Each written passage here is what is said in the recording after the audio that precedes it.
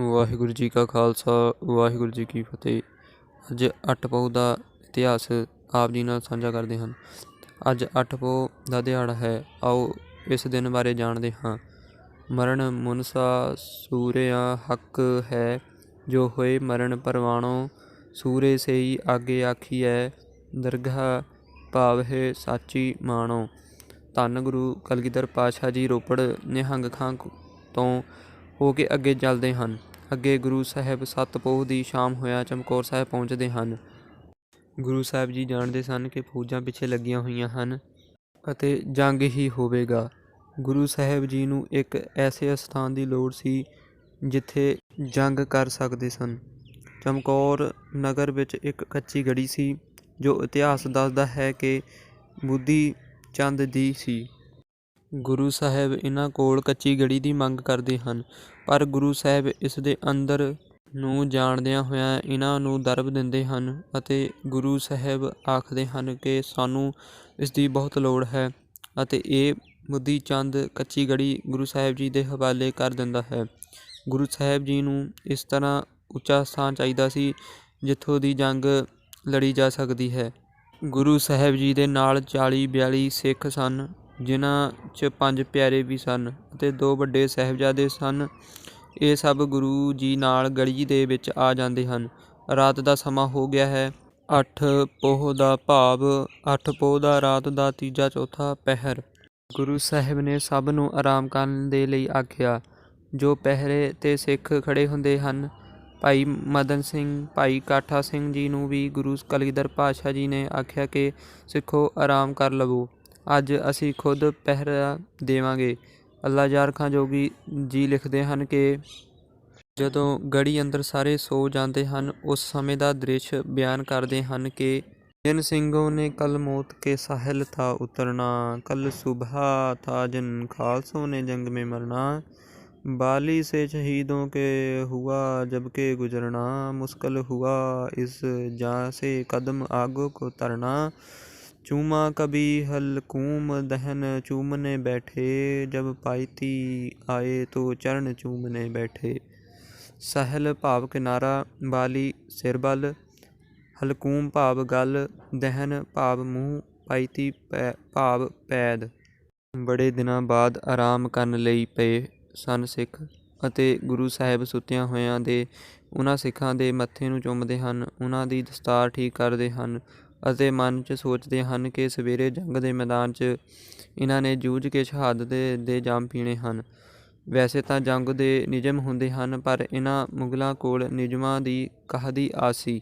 ਸਵੇਰ ਦਾ ਸਮਾਂ ਹੋਇਆ ਅਤੇ ਨਗਾਰੇ 'ਤੇ ਚੋਟ ਵੱਜਦੀ ਹੈ। ਪਹਿਲਾਂ ਗੁਰੂ ਸਾਹਿਬ ਅਤੇ ਸਾਰੇ ਸਿੱਖ ਕਿਲ੍ਹੇ ਦੇ ਅੰਦਰੋਂ ਹੀ ਦੁਸ਼ਮਣ 'ਤੇ ਵਾਰ ਕਰਦੇ ਸਨ ਅਤੇ ਦੁਸ਼ਮਣ ਦੀਆਂ ਫੌਜਾਂ ਦਾ ਨਾਸ਼ ਕਰਦੇ ਹਨ। ਮੁਗਲ ਜਰਨੈਲ ਨੇ ਚਲਾਕੀ ਨਾਲ ਗੜੀ ਪਿੱਛੇ ਪੌੜੀ ਲਾ ਕੇ ਅੰਦਰ ਦਾਖਲ ਹੋਣਾ ਚਾਹਿਆ, ਜਿਸ ਦਾ ਨਾਮ ਨਾਹਰ ਖਾਂ ਸੀ। ਗੁਰੂ ਪਾਤਸ਼ਾਹ ਨੇ ਵੇਖਿਆ ਅਤੇ ਸਿੱਧਾ ਤੀਰ ਮੱਥੇ 'ਤੇ ਮਾਰਿਆ ਅਤੇ ਪਾਰ ਬੁਲਾ ਦਿੱਤਾ। ਖਾਂ ਜੋ ਹੈ, ਇਹ ਨਵਾਬ ਮਲੇਰਕੋਟਿਆ ਸ਼ੇਰ ਮੁਹੰਮਦ ਖਾਂ ਦਾ ਭਰਾ ਸੀ। ਇਸ ਸ਼ੇਰ ਮੁਹੰਮਦ ਖਾਂ ਉਹੀ ਹੈ ਜਿਸ ਨੇ ਸੂਬੇ ਦੀ ਕਚਹਿਰੀ 'ਚ ਹਾਂ ਦਾ ਨਾਅਰਾ ਮਾਰਿਆ ਸੀ। ਫਿਰ ਬਾਅਦ 'ਚ ਇੱਕ ਹੋਰ ਆਇਆ ਸੀ ਜਿਸ ਦਾ ਨਾਮ ਖਵਾਜਾ ਮਰਦੂਦ ਸੀ। ਇਹ ਵੀ ਚਲਾਕੀ ਨਾਲ ਅੰਦਰ ਦਾਖਲ ਹੋਣ ਦੀ ਕਰਦਾ ਹੈ ਤਾਂ ਗੁਰੂ ਸਾਹਿਬ ਦੀ ਇਸ 'ਤੇ ਨਜ਼ਰ ਪੈਂਦੀ ਹੈ ਅਤੇ ਇਹ ਲੁਕ ਜਾਂਦਾ ਹੈ। ਇਸ ਖਵਾਜੇ ਦਾ ਜ਼ਿਕਰ ਗੁਰੂ ਸਾਹਿਬ ਨੇ ਜ਼ਫ਼ਰਨਾਮੇ ਵਿੱਚ ਵੀ ਕੀਤਾ ਹੈ, ਜਿੱਥੇ ਗੁਰੂ ਸਾਹਿਬ ਜੀ ਔਰੰਗਜ਼ੇਬ ਨੂੰ ਦੱਸਦੇ ਹਨ ਕਿ ਤੇਰਾ ਇੱਕ ਜਰਨੈਲ ਖਵਾਜਾ ਮਰਦੂਦ ਜੋ ਕਾਇਰ ਦੀਵਾਰ ਉਹਲੇ ਲੁਕਿਆ ਰਿਹਾ, ਜੇਕਰ ਸੂਰਮਿਆਂ ਵਾਂਗ ਸਾਹਮਣੇ ਆਉਂਦਾ ਤਾਂ ਮੈਂ ਇੱਕ ਤੀਰ ਉਸ ਨੂੰ ਵੀ ਬਖਸ਼ ਦਿੰਦਾ। ਹੁਣ ਗੁਰੂ ਸਾਹਿਬ ਨੇ ਇਹ ਫੈਸਲਾ ਕੀਤਾ ਕਿ ਬਾਹਰ ਜਾ ਕੇ ਮੈਦਾਨ ਵਿੱਚ ਜੰਗ ਕੀਤੀ ਜਾਵੇ। ਫਿਰ 5-5 ਦੇ ਜੱਥੇ ਬਣਾ ਕੇ ਕਈ ਇਤਿਹਾਸਕਾਰ 8-8 ਦੇ ਵੀ ਲਿਖਦੇ ਹਨ।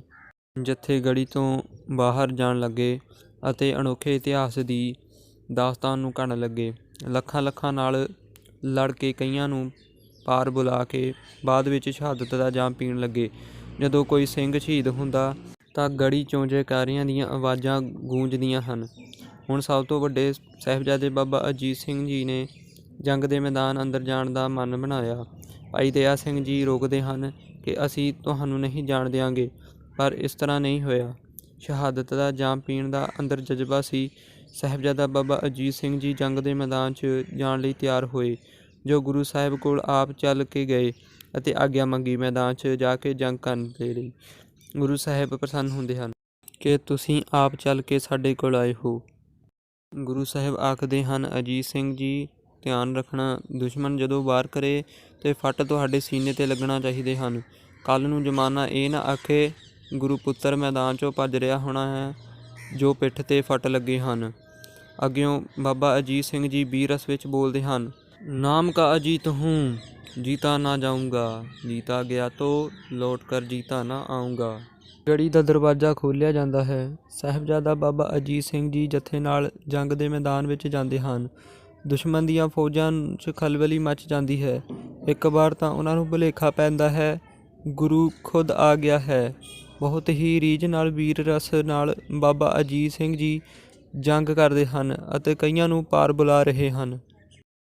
ਕਾਫੀ ਸਮਾਂ ਜੰਗ ਕਰਨ ਤੋਂ ਬਾਅਦ ਘੋੜੇ ਤੋਂ ਹੇਠਾਂ ਆ ਕੇ ਨੇਜੇ ਨਾਲ ਜੰਗ ਕਰਦੇ ਹਨ।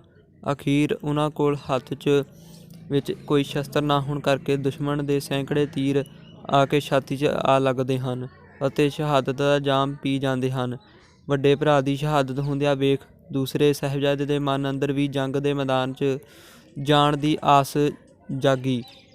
ਉਹ ਵੀ ਗੁਰੂ ਸਾਹਿਬ ਕੋਲ ਆਏ ਅਤੇ ਜੰਗ ਦੇ ਮੈਦਾਨ 'ਚ ਜਾਣ ਦੇ ਲਈ ਆਗਿਆ ਮੰਗਦੇ ਹਨ।